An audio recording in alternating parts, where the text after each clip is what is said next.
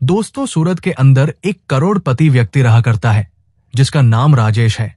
और राजेश जो कि कई कंपनियों का मालिक है और उन्होंने अपनी सारी कंपनियों पर मैनेजर कर रखे हैं, जो मैनेजर पूरा लेखा जोखा उसे घर पर ही दिखा दिया करते हैं। यानी कि रुपए पैसों को उसके पास कोई भी दिक्कत नहीं है, अच्छी तरह से उसका समय व्यतीत हो रहा है। वो घर पर अपने परिवार के साथ रहा करता है।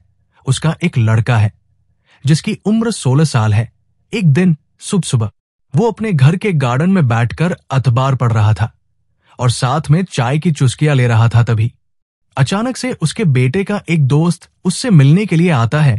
राजेश बैठा बैठा अपने बेटे और उसके दोस्त को देख रहा था और देखने के बाद उसे अपने एक दोस्त की याद आ जाती है। इसके बाद जो राजेश होता है वो अपने दोस्त से मिलने का फैसला करता है और घर के अंदर जाकर अपनी पत्नी से सामान पैक करने के लिए कहने लगता है और कहता है कि हमें अपने दोस्त से मिलने के लिए जाना है। तो उसकी पत्नी उससे पूछने लगती है कि कौन सा दोस्त और किससे तुम मिलने जा रहे हो। तो वो कह देता है कि मैं अपने दोस्त मोहनलाल से मिलने के लिए जा रहा हूं। नाम को सुनते ही उसकी पत्नी एकदम से इस बात के लिए तैयार हो जाती है और कहने लगती है कि ठीक है, मैं सामान पैक कर लेती हूं और हम दोनों चलेंगे उनसे मिलने के लिए। पत्नी सामान पैक करने लगती है, लेकिन तभी जो राजेश होता है वो बाहर आता है और बाहर आकर अपने बेटे से भी तैयार होने के लिए कहने लगता है। अब बेटा पूछता है कि पिताजी, हम कहाँ जा रहे हैं? तो वो कहता है कि एक खास आदमी है और उससे तुम्हें मिलना है। इस बात को सुनकर बेटा कहने लगता है कि पिताजी आप चले जाओ, लेकिन पिता कहता है कि नहीं बेटा, तुम्हारा उससे मिलना जरूरी है। इसके बाद बेटा भी अपने पिता के साथ जाने के लिए तैयार हो जाता है और सभी लोग तैयार होकर वहां से निकलने लगते हैं। धीरे धीरे सफर तय होता है और सफर तय करने के बाद वो लोग सीधा बिहार पहुंच जाते हैं। अब बिहार आने के बाद जो राजेश नाम का व्यक्ति होता है वो वही के एक नजदीकी बैंक में जाता है और बैंक से लगभग 10 से 12 लाख रुपए निकाल लेता है। मैं बैठने के बाद इस सफर को दोबारा से तय करने लगता है। अब जैसे ही बेटा देखता है कि पिता ने ढेर सारे पैसे निकाले हैं, तो वो उससे पूछने लगता है कि पिताजी, आपने इतने सारे पैसे क्यों निकाले हैं? इस बात को सुनकर पिता मुस्कुराने लगता है और कहने लगता है कि बेटा, इन पैसों की जरूरत है, किसी का मुंह पर कर्ज है और उस कर्ज को मुझे चुकाना है। अब ये बात बेटे को बिल्कुल भी हजम नहीं होती है, क्योंकि उसके पिता काफी पैसे वाले थे, तो उनके ऊपर किसी का कर्ज होना बिल्कुल भी पॉसिबल नहीं था। तो वो कहने लगता है कि पिताजी, आप क्यों मेरी टांग खिंचाई कर रहे हो? आपके ऊपर भला किसका कर्ज है? तो वो कहने लगता है कि ठीक है बेटा, अगर ऐसी बात है तो मैं तुम्हें एक छोटी सी कहानी सुनाता हूं। उस कहानी को सुनने के बाद बताना कि मुझ में पर कर्ज है या नहीं है। तो बेटा भी इस कहानी को सुनने के लिए उत्सुक हो जाता है और मां इस बात को देखकर समझ गई थी कि अब उसका पति अपने बेटे को कौन सी कहानी सुनाना चाहता है। तो इसी वजह से गाड़ी में बैठी बैठी वो मुस्कुराती रहती है और पिता अपने बेटे को कहानी सुनाने लगता है। वो कहता है कि बेटा, समय था 1990 का। 1990 के दशक में हम लोग बिहार के अंदर रहा करते थे और मेरी शादी होने वाली थी। लेकिन मेरा एक दोस्त था जिसका नाम था मोहनलाल। मोहनलाल की पहली शादी हो चुकी थी और उसको 2 बच्चे भी थे, एक लड़का और एक लड़की। बड़ा लड़का था और छोटी लड़की थी। वैसे तो मेरा नाम राजेश है, लेकिन मेरे दोस्त मोहनलाल और उसकी पत्नी मुझे प्यार से नन्हे नन्हे कहा करते थे और मुझे छोटे भाई की तरह प्यार दिया करते थे। सब कुछ अच्छी तरह से चल रहा था। मैंने पढ़ाई लिखाई कर ली थी और मैं किसी रोजगार को ढूंढ रहा था कि मुझे कोई अच्छा सा रोजगार मिल जाए जिससे मैं अपनी जिंदगी को अच्छी तरह से व्यतीत कर सकूं। उसी दौरान हमारे अड़ोस पड़ोस वाले मेरी शादी की चिंता करने लगते हैं, क्योंकि मेरे माता पिता तो मुझे बचपन में ही छोड़कर चले गए थे और उसके बाद से मैं इधर उधर अड़ोस पड़ोसियों के यहीं पर टाइम बिताया करता था। लेकिन सबसे ज्यादा मैं मोहनलाल के यहाँ पर टाइम बिताया करता था। वो मेरा अच्छे से ख्याल रखा करता और बड़े भाई की तरह मुझे हर बात को समझाया करता। अब जब अड़ोस पड़ोस वाले शादी के लिए कहते हैं तो मैं भी अपनी शादी कर लेता हूं। लेकिन शादी के बाद मुसीबतें आनी स्टार्ट हो जाती हैं, क्योंकि शादी के बाद अब मैं अकेला तो रह नहीं गया था, मुझे घर बसाना था और घर के अंदर घर को चलाने के लिए पैसे चाहिए। और मेरे पास बिल्कुल भी पैसे नहीं थे। मैं इन्हीं सब बातों से बहुत ज्यादा परेशान रहा करता, और जब भी मैं मोहनलाल से इन बातों को किया करता तो वो कुछ ना कुछ सहारा मुझे दे दिया करता और कहा करता कि तू चिंता मत कर, मैं हूं तेरे साथ। इन सभी बातों से मैं काफी ज्यादा परेशान हो गया था और अब मुझे कुछ बड़ा करना था, इसीलिए मैं सोचता हूं कि मैं कहीं बाहर चला जाऊं और वहां पर रहकर मेहनत मजदूरी करके अपना भरण पोषण करूं। मैं बाहर जाना चाहता था, लेकिन बाहर जाने के लिए भी पैसे लगते हैं और मेरे पास बिल्कुल भी पैसे नहीं थे। इसके बाद लगभग 1992 में मैं अपने दोस्त मोहनलाल के पास जाता हूं। वहां पर उनकी पत्नी शारदा भी बैठी हुई थी और हम दोनों पति पत्नी उनसे बातें करने लगते हैं। बातों ही बातों में मैं उसे बता देता हूं कि मुझे बाहर जाना है और बाहर जाने के लिए मुझे कुछ पैसों का इंतजाम करना है। मैं उनसे कहता हूं कि यार, ऐसा कर मेरी जमीन को बेच दे और उससे मुझे जो भी पैसे मिलेंगे उन पैसों से मैं अपना रोजगार चला लूंगा। लेकिन तभी मोहनलाल और उसकी पत्नी कहने लगते हैं कि अरे, ऐसी कौन सी बात हो गई जो तू जमीन को बेचने की बात कर रहा है। और वैसे भी उस टाइम पर जमीनों का इतना भाव नहीं था, जमीनों को लेकर भी राजी नहीं था। तो इसी वजह से वो लोग कहने लगते हैं कि तुम चिंता मत करो, तुम्हें कितने पैसे चाहिए। तो मैं उनको बताता हूं लगभग 10,000 यूं का इंतजाम हो जाए तो बहुत ही अच्छी बात है, उन पैसों से मैं अपना रोजगार चला सकता हूं। इसके बाद अपनी पत्नी के कुछ जेवर उसके पास रखे हुए थे, उन जेवर को लेकर एक सुनार के पास जाता है और वहां पर 10,000 में उन जेवर को गिरवी रख देता है और जो पैसे उसे मिलते हैं उन पैसों को लाकर मेरे हाथ में थमा देता है। अब मैं जैसे ही अपने हाथ में पैसे देखता हूं तो अपने दोस्त से पूछने लगता हूं कि कहां से लेकर आए हो। तो वो बता देता है कि इसी तरह से तुम्हारी भाभी के जेवर मैंने गिरवी रख दिए हैं और बाद में मैं पैसा कमाकर उन्हें छुड़ा लूंगा। तुम कैसी भी चिंता मत करो और अपनी जिंदगी को अच्छी तरह से व्यतीत करो। ये तुम्हारे पास पैसे हैं और इन पैसों को तुम्हें कभी भी देने की जरूरत नहीं है। मैं तुम्हारा दोस्त हूं और इतना हक तो मेरा बनता ही है। ऐसा कहकर उसने मुझे पैसे दे दिए और पैसे देकर वहां से जाने के लिए कह दिया। उसके बाद मैं अपनी पत्नी को लेकर वहां से सीधा सूरत आ जाता हूं और सूरत में आकर छोटा मोटा काम करने लगता हूं। उस काम में मैं दिन रात मेहनत करता हूं। मेहनत करने के बाद मेरा जो काम है वो अच्छी तरह से चलने लगता है। धीरे धीरे समय बीतता है और के साथ साथ मेरी बहुत बड़ी बड़ी कंपनी बन जाती है, जिन कंपनियों को आजकल तुम देखा करते हो, और मैं ढेर सारी तरक्की करने लगता हूं। लेकिन इन तरक्की के दौरान मैं अपने दोस्त को बिल्कुल ही भूल गया कि इस काम को चालू करने के लिए उसने मुझे पैसे दिए थे। अब जैसे ही उस दिन मैं बाहर बैठकर चाय पी रहा था और मेरा दोस्त उससे मिलने के लिए आया था, तो एकदम से मेरे दोस्त को देखकर मुझे अपने दोस्त की याद आ गई और उसके बाद मैंने फैसला किया उससे मिलने का। तो ये जो पैसे मैंने निकाले हैं, ये पैसे उसी के 10,000 के बदले निकले हैं। इन पैसों को उन्हें दूंगा और कहूंगा कि ये तेरे ही पैसे हैं जो तूने मुझे दिए थे। इस बात को सुनकर बेटा एकदम से एक्साइटेड हो जाता है और कहने लगता है कि पिताजी, आपने इस बात के बारे में मुझे पहले क्यों नहीं बताया। तो पिता कहने लगता है कि बेटा, तुम्हें कैसे बताते, हम इन बातों को पूरी तरह से भूल चुके थे, क्योंकि फिलहाल अब तक इन बातों को 20 साल हो चुके थे। 1992 में राजेश बिहार को छोड़कर सूरत गया था, लेकिन फिलहाल समय था 2012 का और पिता कहता है कि ना ही कोई हमारा संबंधी इस गांव के अंदर रहा करता है, जिसकी वजह से हमें उस गांव की याद आती रहती।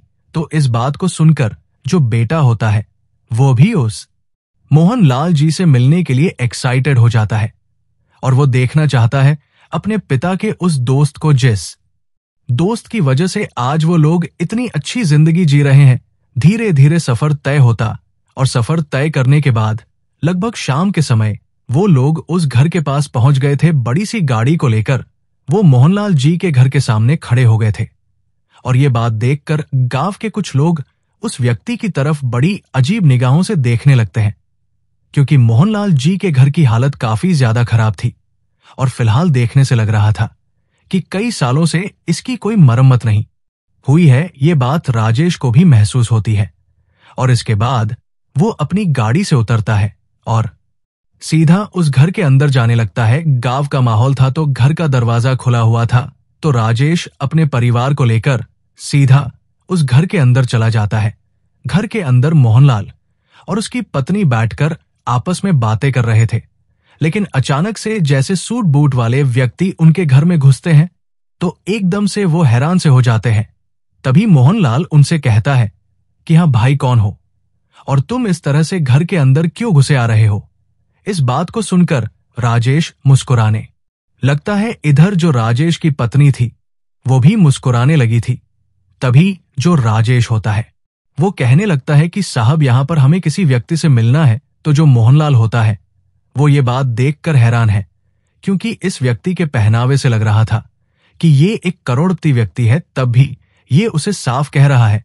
तो वो कहने लगता है कि अरे भाई, क्यों मजाक कर रहे हो, साहब तो तुम हो और हम साहब कैसे हो गए। तो राजेश कहने लगता है कि नहीं साहब, मेरे लिए तो आप ही साहब हो, अगर आप नहीं होते तो आज मैं नहीं होता।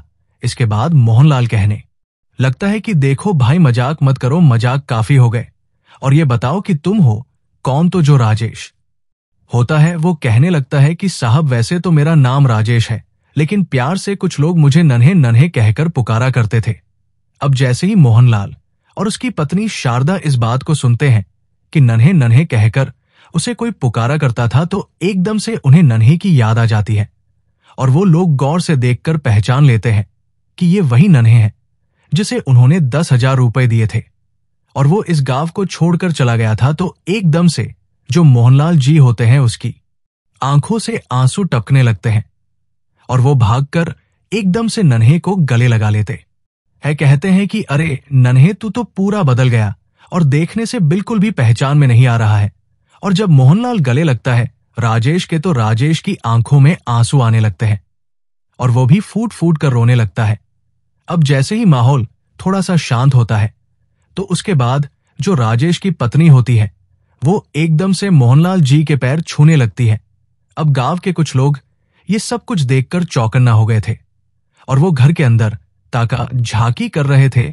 जैसे ही वो देखते हैं कि वो करोड़पति व्यक्ति गाड़ी में बैठकर उनके घर पर आया है और उसके बाद उसकी पत्नी इन गरीब लोगों के पैर छू रही है, तो वो लोग भी हैरान हो जाते हैं और घर की दीवारों से कान लगाकर सुनने लगते हैं।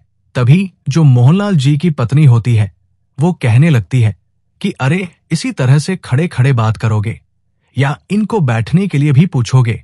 इसके बाद जो मोहनलाल जी होते हैं उन सभी को बिठाते हैं और बिठाने के बाद उनसे हालचाल पूछने लगते हैं। तो जो राजेश होता है वो मोहनलाल जी को अपने बारे में पूरी बातें बताता है और कहता है कि गुजरात के सूरत में मेरी बहुत बड़ी बड़ी कंपनियां हैं और वहां पर रहकर मैं बहुत अच्छी जिंदगी जिया करता हूं, लेकिन तुम बताओ तुम्हारा क्या हाल चाल है और ये आप लोगों ने अपना क्या हाल बना रखा है। इस बात को सुनकर मोहनलाल और उसकी पत्नी एकदम से खामोश से हो जाते हैं और उनके चेहरे पर मायूसी साफ साफ दिखाई देने लगती है।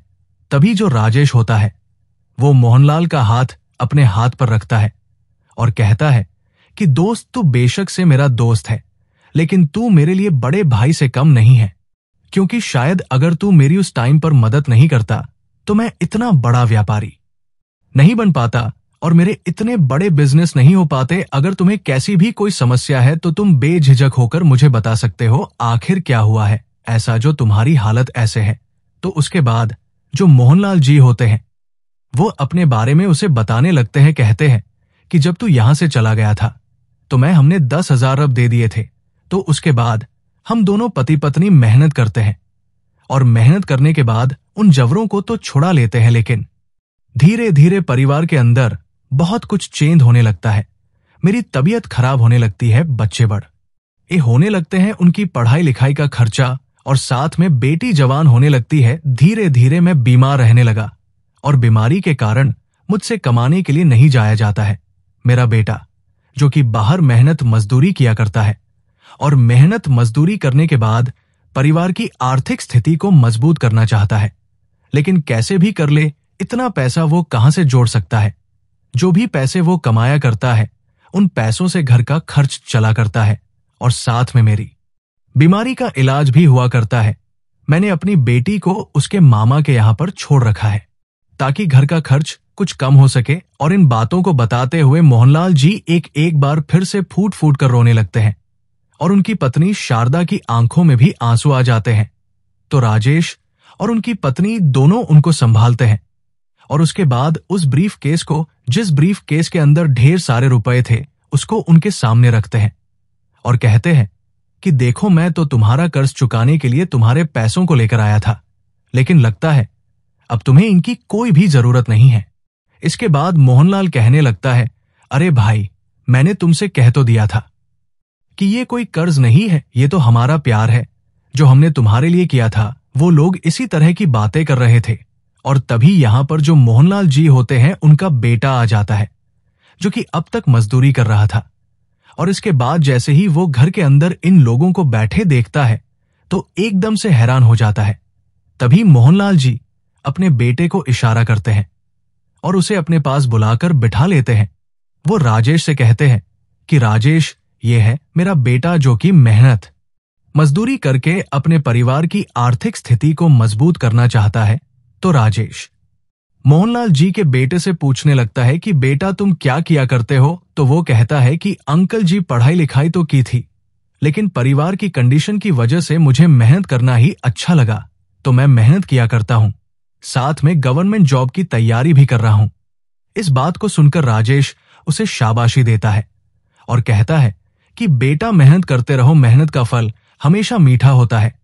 तो जो मोहनलाल का बेटा होता है, वो अपने पिता से इन सभी चीजों के बारे में पूछना चाहता है कि ये लोग कौन हैं और यहां पर ये क्या कर रहे हैं। और ये भाव उसके चेहरे पर साफ साफ दिखाई दे रहे थे। राजेश इन भावों को पढ़ लेता है और तभी वो मोहनलाल के बेटे को बता देता है कि बेटा, मैं जानता हूं कि तुम क्या जानना चाहते हो और जो कुछ भी तुम जानना चाहते हो, उन सभी चीजों के जवाब तुम्हें मिल जाएंगे, लेकिन उससे पहले तुम्हें मेरे साथ चलना होगा। इसके बाद राजेश उठने लगता है, लेकिन तभी मोहनलाल कहता है कि कहां ले जा रहे हो तुम इसे? तो वो कहता है कि मेरे बीवी बच्चे यहीं पर हैं, तो चिंता मत कर, तेरे बच्चे को किडनैप नहीं करूंगा, बस मुझे इससे कुछ काम है। ऐसा कहकर वो मोहनलाल के बेटे को अपने साथ बिठाए और वहां से गाड़ी लेकर चल देता है। वो मोहनलाल के बेटे से उसके मामा के यहाँ का एड्रेस पूछता है और वहां से वो लोग सीधे मोहनलाल के ससुराल पहुंच जाते हैं और वहां से उसकी बेटी को अपने साथ लेकर वापस उसी घर में आ जाते हैं। वहां पर आने के बाद राजेश उनसे कहने लगता है कि दोस्त, देखो, बहुत हो गया, अब तुम्हें इस तरह से जिंदगी जीने की कोई जरूरत नहीं है। मेरे पास ढेर सारा रुपया पैसा है, अच्छा ही बड़ा कान बना पड़ा है सूरत के अंदर, तो अब तुम लोग मेरे साथ वहीं पर चलोगे और वहीं पर जीवन व्यतीत करोगे। यहां पर क्या है, यहां पर बच्चों को मजदूरी भी बहुत कम मिला करती है, वहां पर किसी ना किसी कंपनी में तुम्हारा बेटा मेरी में काम कर लेगा और वहीं पर मेरे साथ जीवन को व्यतीत करो। मैं तुम्हारी बेटी की भी वहीं पर शादी कराऊंगा। अब ये बातें सुनकर मोहनलाल कहने लगता है कि नहीं यार, हम यहीं पर ठीक है, तू ही वहीं पर बना रहा और कोई भी कैसी भी दिक्कत नहीं है। अब जो मोहनलाल का बेटा है वो अभी तक भी संतुष्ट नहीं है और उसे नहीं पता कि ये कौन है और यहां पर क्या कर रहा है और इतना बड़ा बिजनेसमैन होकर मेरे पिता के पास क्या कर रहा है।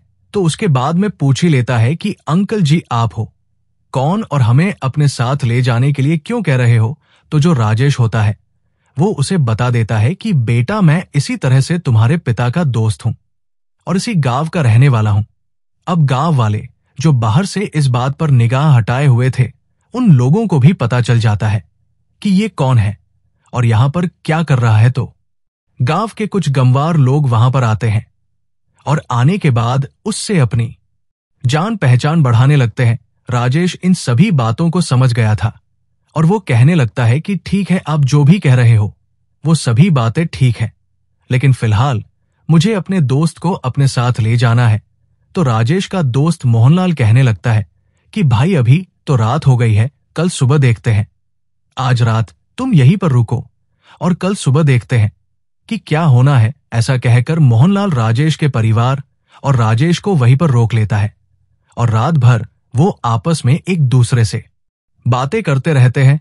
रात भर में उन लोगों ने तय कर लिया था कि वो लोग वहीं पर चले जाएंगे और वहीं पर अपनी आगे की जिंदगी बिताएंगे। दूसरे दिन सुबह सुबह जो राजेश होता है पूरे परिवार को लेकर वहां से सूरत अपने घर में आ जाता है और वहीं पर उन्हें आदर सम्मान के साथ रखने लगता है। राजेश ने मोहनलाल की बेटी की शादी एक बहुत ही बड़े घर में तय कर दी थी और बेटे को कंपनी के अंदर बहुत बड़ा मैनेजर बना दिया था। कुछ दिनों बाद मोहनलाल के बेटे की भी शादी हो जाती है और शादी होने के बाद उसकी जो पत्नी आती है वो भी उसी घर के अंदर रहने लगती है। इसके बाद मोहनलाल का बेटा अपने लिए एक अलग से मकान खरीदता है और उसके अंदर अपनी पत्नी के साथ रहने लगता है। मोहनलाल और उसकी पत्नी शारदा कभी अपने दोस्त के यहां पर रहा करते तो कभी अपने बेटे के यहां पर रहा करते हैं और अच्छी तरह से अपने समय को व्यतीत करते हैं। अब गांव वाले भी जान चुके थे कि हमारे यहाँ का एक व्यक्ति वहां पर बहुत बड़ा व्यक्ति बन गया है, तो गांव से भी कुछ लोग उसके पास आने लगते हैं अपने अपने बच्चों की सिफारिश लेकर और कहते हैं कि हमारे बच्चों को भी कंपनी में काम दे दो ताकि वो भी अपने भविष्य को बेहतर कर सके। तो वो गांव के कुछ व्यक्तियों को वहां पर लगा लेता है और हंसी खुशी अपना जीवन व्यतीत करता है। और फिलहाल 2014 में मोहनलाल जी की मौत हो चुकी है। उसका बेटा सूरत के अंदर वहीं पर रहा करता है और उसके 3 बच्चे हैं। राजेश के बेटे की भी शादी हो गई है और शादी होने के बाद उसके 2 बच्चे उसके साथ रहा करते हैं। राजेश का बेटा और मोहनलाल का बेटा भी इसी तरह से एक दूसरे के अच्छे मित्र हैं और मोहनलाल का बेटा राजेश के बेटे को छोटा भाई समझा करता है। तो दोस्तों, ये थी आज की कहानी। आप लोगों को कहानी कैसी लगी कमेंट बॉक्स में बता देना। वीडियो अगर अच्छी लगी तो वीडियो को लाइक और चैनल को सब्सक्राइब जरूर करें ताकि हमें थोड़ा सा हौसला मिले आप लोगों के लिए ऐसे ही अच्छे अच्छे वीडियो बनाने के लिए। इन कहानियों को सुनने का उद्देश्य किसी को परेशान करना बिल्कुल भी नहीं है। ये कहानी आपको इसलिए सुनाई जाती है ताकि आप लोग इन कहानियों में से कुछ ना कुछ सीख सको और अपने जीवन में उस चीज को अप्लाई कर सको। मिलते हैं किसी अगली वीडियो में नए टॉपिक के साथ। तब तक के लिए जय हिंद, जय भारत। आप सभी का बहुत बहुत धन्यवाद।